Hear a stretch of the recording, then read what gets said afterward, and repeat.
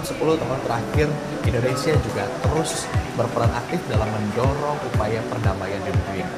Mulai dari konflik Rusia-Ukraina, Afghanistan, hingga mengupayakan perdamaian di wilayah Palestina. Kita akan membahas ini lebih dalam selama 30 menit ke depan. Saya Agung Hardiansyah, inilah 10 tahun Jokowi selengkapnya.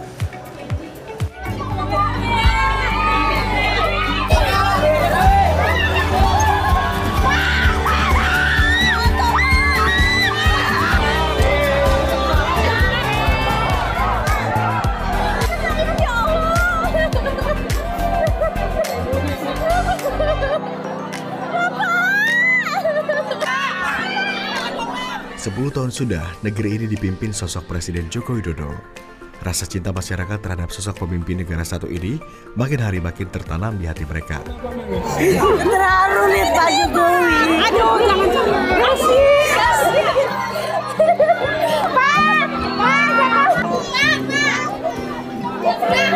Pokoknya Pak Jokowi itu presiden yang super. Pribadi yang rendah hati, serta kebiasaan yang kerap belusukan ke masyarakat membuat kecintaan terhadap Jokowi semakin melekat.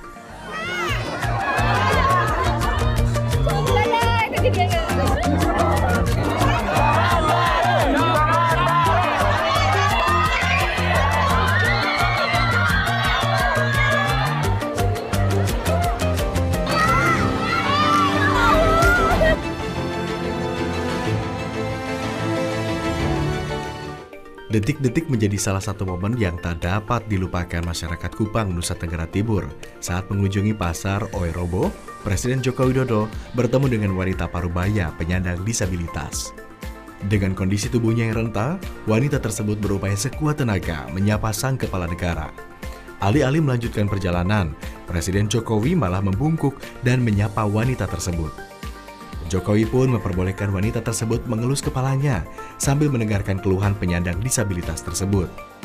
Momen ini kemudian viral dan membuat warganet terharu.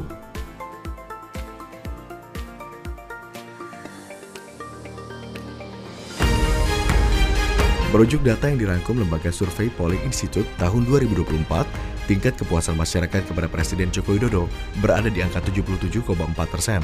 Angka itu terdiri dari kategori 20,8% sangat puas dan 56,6% cukup puas.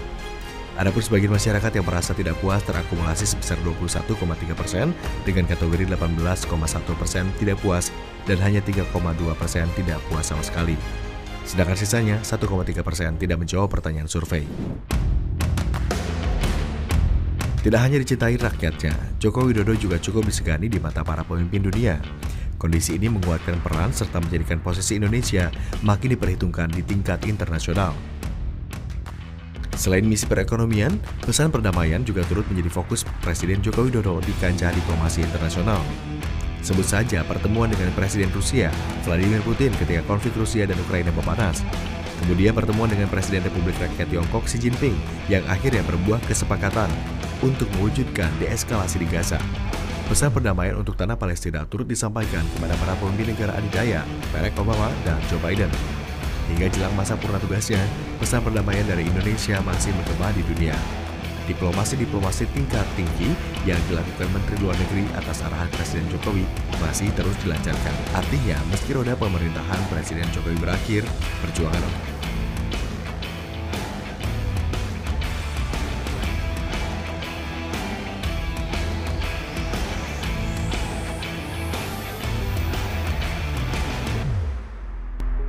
Pemirsa, Indonesia mendorong perdamaian dunia melalui berbagai upaya diplomasi. Nah, peran Indonesia di kancah dunia tentu tidak pernah lepas dari sosok Menteri Luar Negeri, Ibu Retno Marsudi. Oleh karenanya pada kesempatan kali ini kita akan berbincang lebih dalam terkait hal ini bersama Menteri Luar Negeri Retno Marsudi. Bu Retno, terima kasih. Apa kabar sudah? Terima kasih. Sehat ya? Sehat, Bu Retno. Terima kasih sudah berkenan mengizinkan kami datang ke kantor Kementerian Luar Negeri. Buat saya. Kehormatan buat kami juga, Bu Retno. Bu Retno, kita tahu Ibu sudah menjadi Menteri Luar Negeri selama pemerintahan Presiden Joko Widodo. Bagaimana Anda kemudian menggambarkan diplomasi Indonesia selama 10 tahun terakhir? 10 tahun bukan perjalanan yang pendek ya, perjalanan yang panjang. dan tidak hanya panjang tetapi cukup banyak tantangan selama 10 tahun ini. Karena dunia sedang tidak baik-baik saja, kita mengalami pandemi COVID-19, kemudian ada perang di Ukraina di mana pada saat itu kita menjadi presiden dari G20, kemudian masalah Palestina semakin hari juga tidak semakin membaik, justru semakin memburuk. Terus kemudian karena banyak konflik berarti warga negara kita yang terdampak harus kita evakuasi. Jadi banyak sekali kejadian atau dinamika yang membuat tantangan baru bagi dunia internasional, belum lagi rivalitas antara major powers yang semakin lama semakin menajam. Nah, disitulah diperlukan sebuah keteguhan dalam menavigasi politik luar negeri Indonesia di tengah turbulensi yang nggak ada habis-habisnya, di tengah rivalitas yang semakin menajam. Jadi saya selalu umpamakan kayak kita sebagai memegang kemudi kapal, bagaimana kapal itu berlayar di tengah badai yang tidak selesai-selesai, kita bisa menghantarkan kapal itu penumpangnya dengan selamat ke tempat tujuan, dan itu sekali lagi memerlukan sebuah keteguhan yang luar biasa.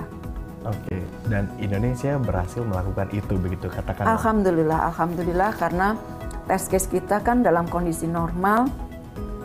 Kalau kita berhasil di dalam kondisi normal, mungkin ya tentunya alhamdulillah ya. Tapi kondisi normal ya karena nggak ada apa-apa ya bisa-bisa saja. Tetapi tesnya adalah bagaimana kita bisa berhasil di dalam situasi emergency, dalam situasi penuh ketegangan, dalam situasi penuh tantangan, dan kita bisa menjalankannya dengan baik. Itu sebuah berkah yang sangat luar biasa. Baik. Kita juga tahu Bu Menlu juga salah satu sosok yang begitu tegas soal genosida yang terjadi di Palestina. Sejak Israel menyerang Palestina, apa kebijakan Indonesia? Jadi kalau mengenai masalah Palestina, banyak orang yang bertanya kepada saya, kenapa kita melakukan keberpihakan kepada Palestina sebegitu besar. Saya ingin berpijak pada amanah konstitusi kita. Jadi landasannya harus dari amanah konstitusi. Kemudian setelah itu kita maju lagi adalah keberpihakan terhadap keadilan dan kemanusiaan. Karena disitulah nilai kemanusiaan, disitulah nilai yang harus kita perjuangkan sebagai manusia.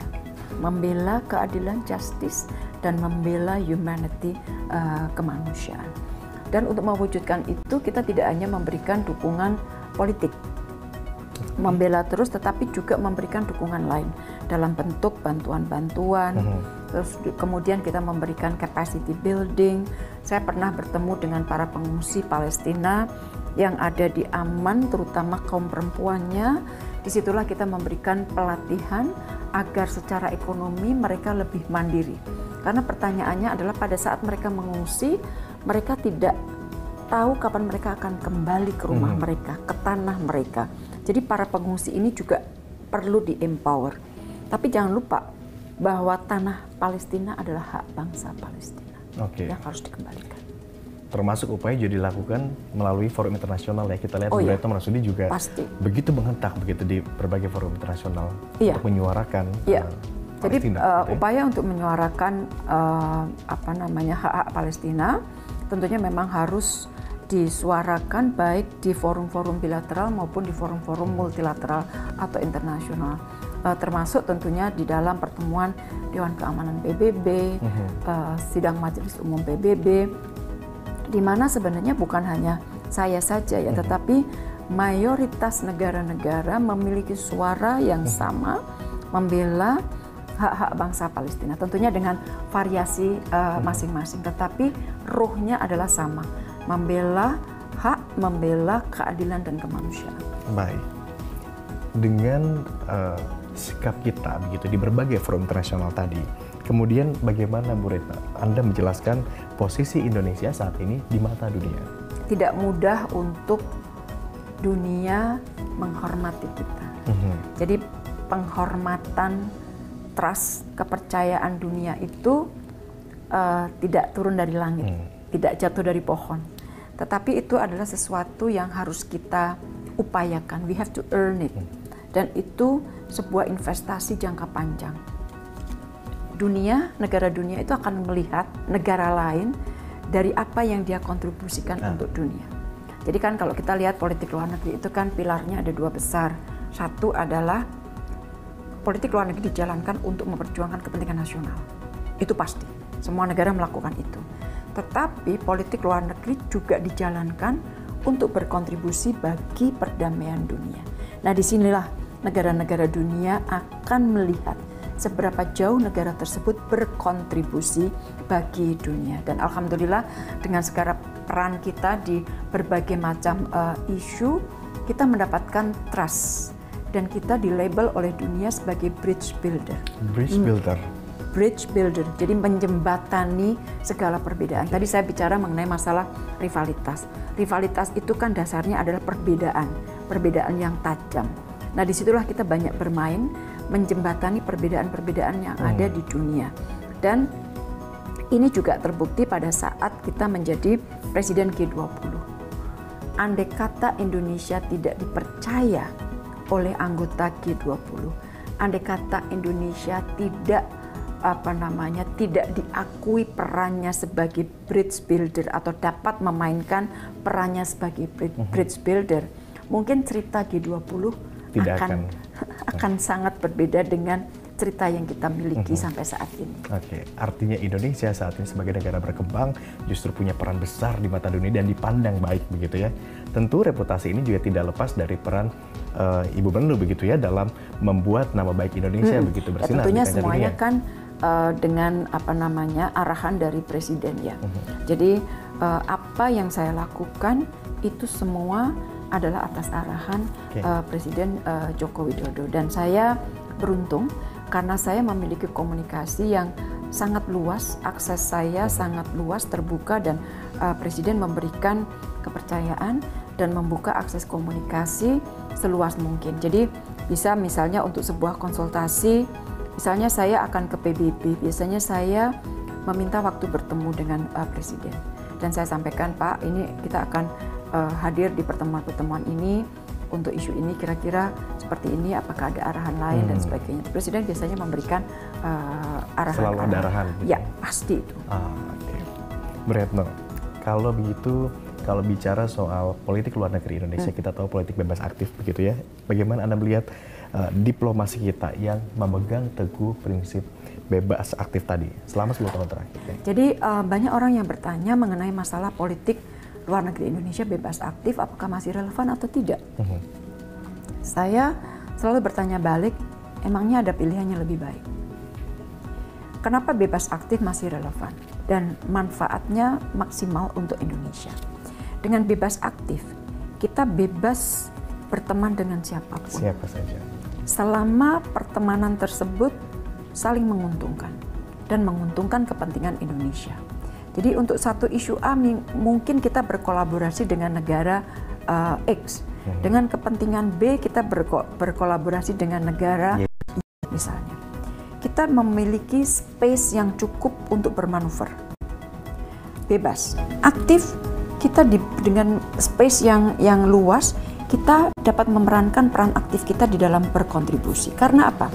Andai kata kita terikat di dalam satu aliansi A misalnya, apapun posisi aliansi tersebut, walaupun itu tidak sesuai dengan kepentingan kita, maka kita harus ikut posisi dari aliansi tersebut. Sehingga saya melihat bahwa fondasi politik luar negeri Indonesia yang bebas aktif itu masih relevan dan semakin relevan. Dengan rivalitas dinamika geopolitik saat ini menjadi semakin relevan.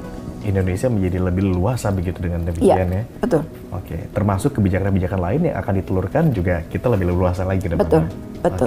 Betul. Di situ saya ingat Presiden pernah mengatakan antara lain di pidato di depan DPR 16 Agustus, di acara 16 Agustusan, beliau tuh mengatakan bahwa untuk menggambarkan Indonesia itu seperti apa.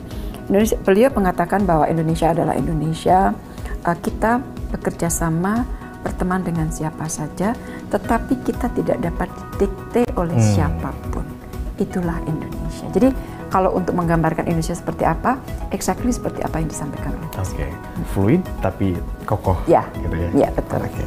Bu Retno, kita akan diskusi lebih lanjut. Tadi Bu Retno juga sudah menyampaikan soal Indonesia menjadi tuan rumah G20. Kita bahas ini tapi lebih lanjut usai jeda. Tetaplah bersama kami pemirsa. Kami kembali sesaat lagi.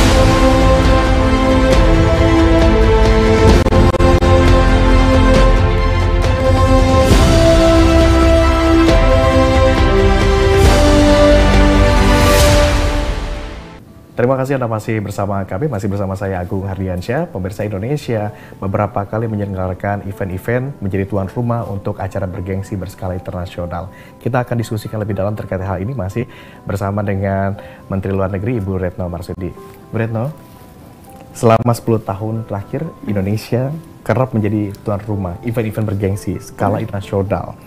Nggak main-main, bahkan ini juga katanya mampu mendatangkan para petinggi negara-negara maju lainnya. Artinya kita sudah mencuri perhatian mereka.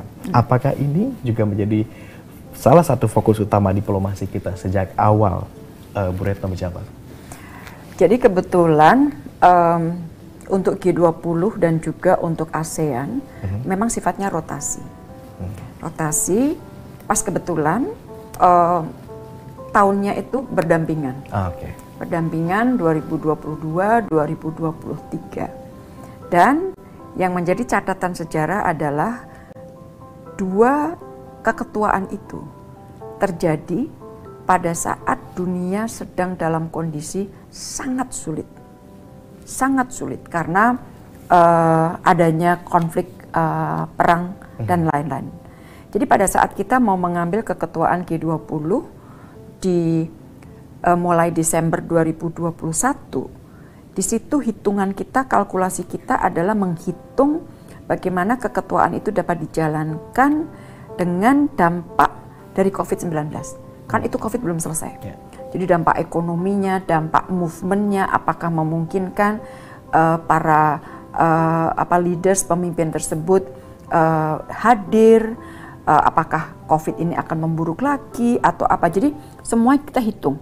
Bahkan yang nggak kalah serunya waktu itu menghitungnya itu cukup teknis, yaitu bagaimana mengatur movement para delegasi yang datang sehingga kehadiran mereka tidak menyebarkan atau menambah penyebaran dari virus itu sendiri.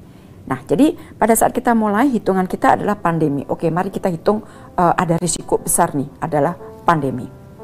Itu Desember 2021 masih pandemi hitungannya. Februari 2022 perang di Ukraina terjadi. Itu begitu perang terjadi, itu saya sudah langsung ketemu dengan tim dan mengatakan pasti dampaknya ke kita. Karena apa? G20 kan isinya negara-negara besar. Dan negara-negara besar itu pasti bersikap. Dan kita sudah bisa perkirakan bahwa sikap mereka akan membuat jurang perbedaan yang besar sekali. Betul saja, mulai Maret telepon setiap hari saya terima dari para menteri luar negeri G20. Jadi singkat cerita, pada saat mulai keketuaan, hampir semua pihak itu pesimis bahwa Indonesia akan dapat memainkan peran sebagai presiden G20 dengan baik. Dengan baik itu artinya apa? G20 tetap utuh, G20 tetap dapat bekerja, dan bahkan bonusnya karena presidensi kita itu dapat menghasilkan deliverables yang konkret. Jadi hasil kerjasama konkret yang nilainya itu adalah ratusan miliar ya, ratusan miliar US dollar. Jadi itu adalah bonus, tetapi bahwasannya G20 masih dapat bekerja dengan baik, itu adalah sesuatu yang sangat luar biasa. Dan sekali lagi, peran itu hanya dapat dijalankan karena dunia memiliki trust kepada Indonesia. Bahwasanya dengan trust itu Indonesia dapat memainkan sebagai jembatan. Karena tanpa itu saya yakin, sekali lagi, cerita G20 tidak akan seperti ini. Pada saat itu, Bu Retno, apa langkah-langkah yang dilakukan Indonesia untuk mengubah perspektif dunia begitu? Tadi Ibu Retno menyampaikan bahwa pesimis begitu ya. Bagaimana kita mengkompar itu, membalikkan kacamata mereka?